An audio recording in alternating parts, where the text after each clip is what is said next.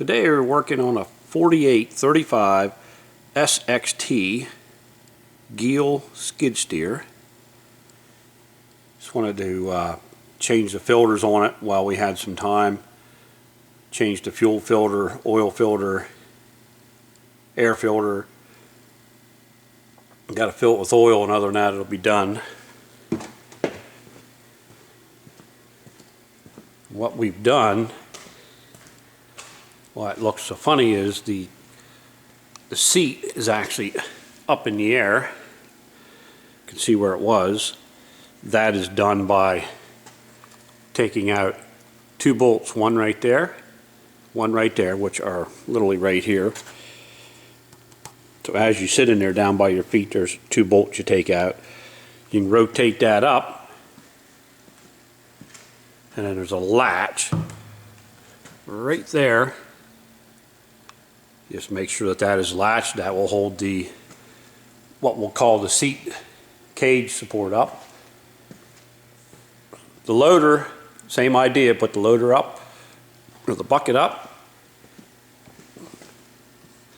Release that latch right there, which is normally held by a pin. And that hole right there, you pull that pin out, leave this come down, goes against the cylinder, keeps the loader from going down. Makes the life a lot easier as far as changing the filters and such. As you can see how open it is. As we're looking at it, from the front right there is the fuel filter, and then literally just in front of that, come around here so you can see a little bit better, right there is the oil filter.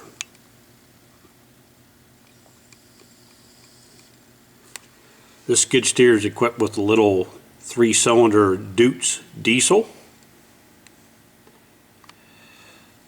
We're going to look at changing the hydraulic fluid filter, but because the reservoir is full, and right there's the reservoir, right there's the oil filter,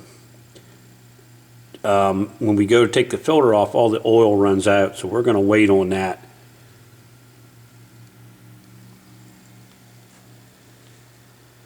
Other than that, this is what it looks like. When we change oil in these skid steers, we'll use the bucket, pick up the front, and put some railroad ties in them, just turn them up 9-inch way. And then we use a floor jack to pick the back up. And what you will find underneath this skid steer, you will find these plates. This one is the rear plate. Just kind of goes in there and pivots up and bolts by two. This is the front plate. This is on the front of the, kind of like underneath where your feet would be. That's also held on there with two bolts. Those are just skid plates to protect underneath it. Also, we did find out if you just take the oil filter off and don't drain the oil out, because we had the wrong oil filter, then the oil will continue to run where the oil filter goes on. We did not know that, so now I have a mess to clean up when we're done. This is what a 4835 looks like, with the bucket up in the air, the cab and cage support up in the air.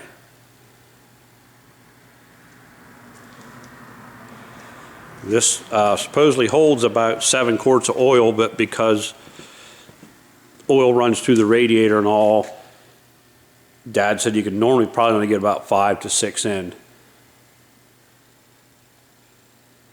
This is a Gehl 4835 SXT skid steer.